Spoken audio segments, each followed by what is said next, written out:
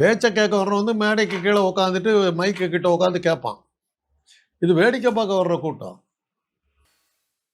பார்க்கறதுக்கு எங்கே வேணாலும் மரத்து மேலே ஏறுவான், எது வேணாலும் ஏறுவான். அவருடைய கட்டுப்பாட்டில் இல்லாத கூட்டம். இந்த திருமாவளவன் இருக்கார், நான் பார்த்துருக்கேன். திருமாவளவனை பற்றி அடிக்கடி சொல்கிறதுக்கு காரணம் என்னன்னா, நான் 2 மீட்டிங் நான் அவரை பார்த்தேன்.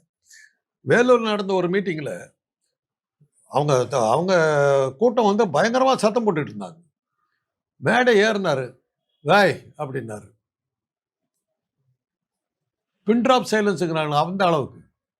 அதுக்கப்புறம் ஒரு சத்தம் இல்லை. அந்த கண்ட்ரோல் இருக்குதுங்க அவருக்கு. நீ என்ன பண்ண முடிஞ்சது உன்னால? மேலே ஏறி வரக்கூடாதுன்றதுக்கு இது போர்ல எல்லாம் கிரீஸ் தடவுற, பவுன்சரை வச்சு அடிச்சு துரத்துற.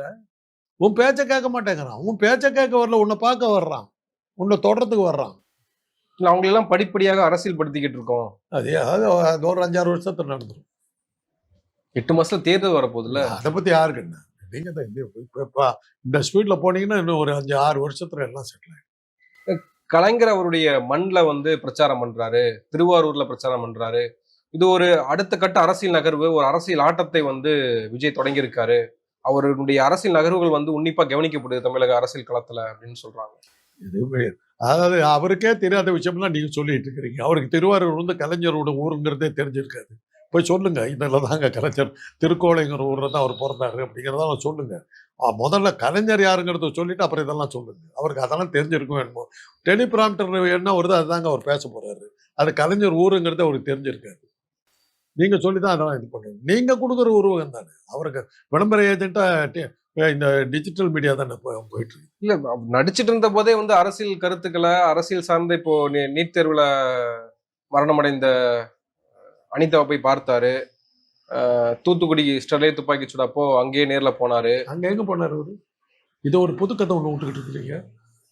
ரஜினி போய் ஒரு அடி வாங்கினதுக்கு அப்புறம் யாரும் அங்க பக்கம் எட்டி பார்க்கல. இது புது கதையா சேர்த்துக்கிட்டு இருக்கிறீங்க.